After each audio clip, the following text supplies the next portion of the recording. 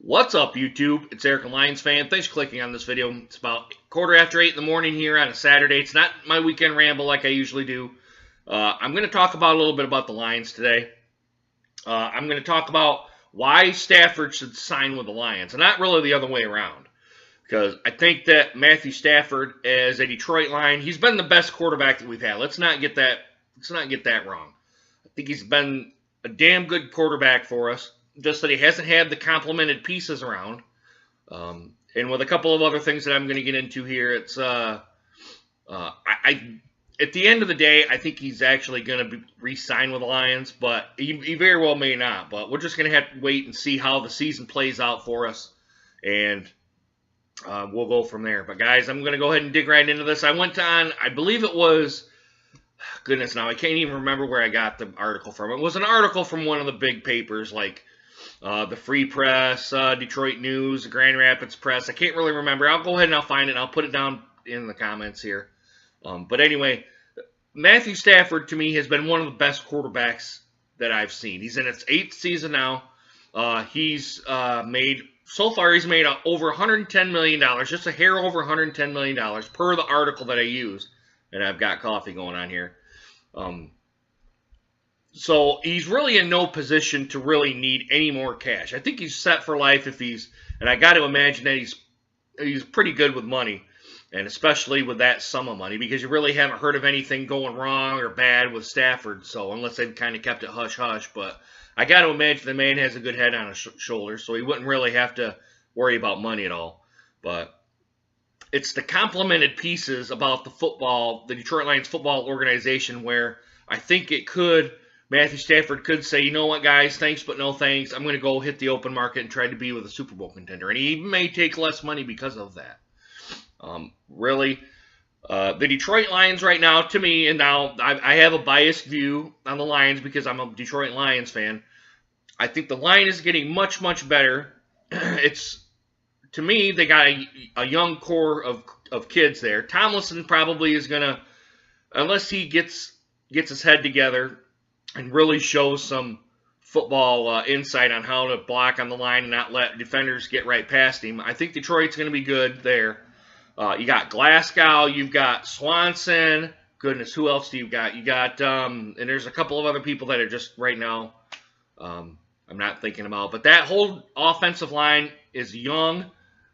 If they keep around, they'll gel. The wide receivers, I don't necessarily know about the wide receivers. Theo Riddick, I guess, is going to be converted to a slot receiver, which I don't know if that's a good thing, but we're going to have to wait and see how this all plays out. I think Marvin Jones, is going to be back. He didn't do all that great. He kind of lit it up at the beginning of last season, then kind of faded. Ebron is back at $8.5 million, although I think Detroit kind of pigeonholed themselves by not getting a tight end. A good tight end, an upper tight end in the upper part of the draft, so they kind of pigeonholed themselves to have to re-sign Ebron at $8.5 million. His production is going to have to spike to get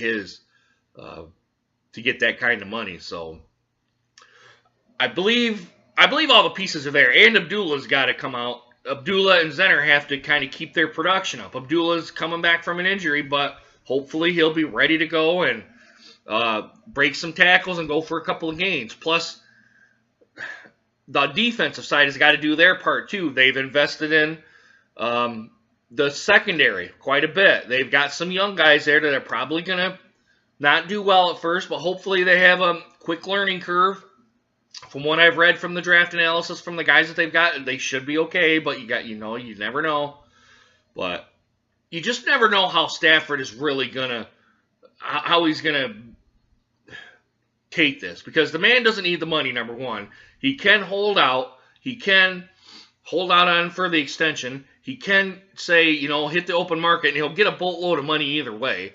But the thing is are the Lions lucrative enough for him to stay? And number two, what kind of money are they going to throw at him?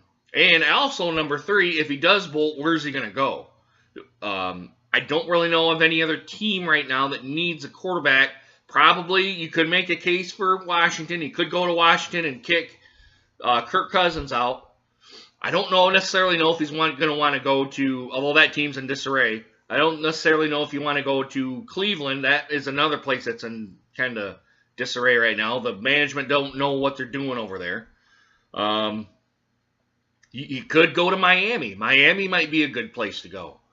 I'm trying to think of somewhere else that might need a quarterback. San Francisco, I think, is too. They're still rebuilding.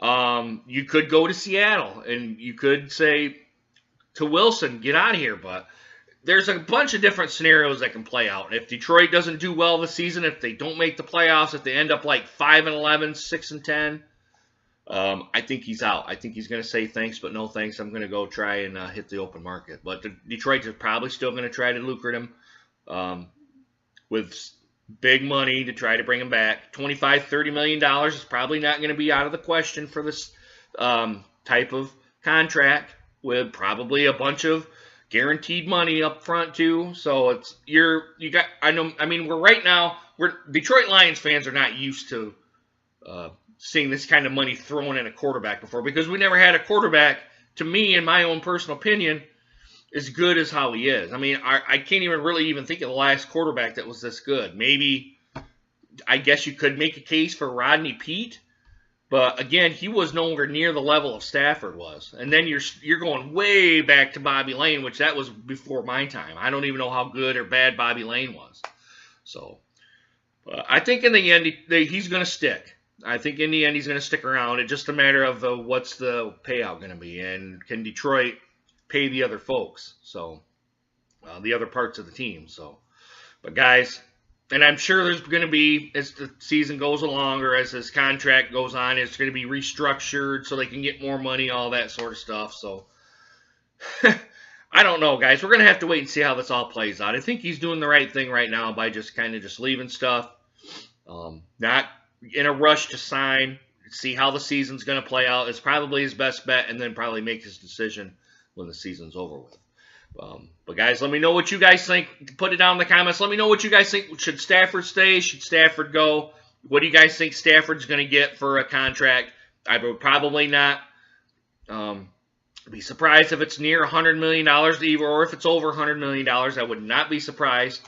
But let me know down in the comments what you guys think about anything I've said, and also do a like, subscribe as well. And guys, I hope you guys enjoyed this video, and I hope to see you guys again soon. Deuces, guys. Take care, guys.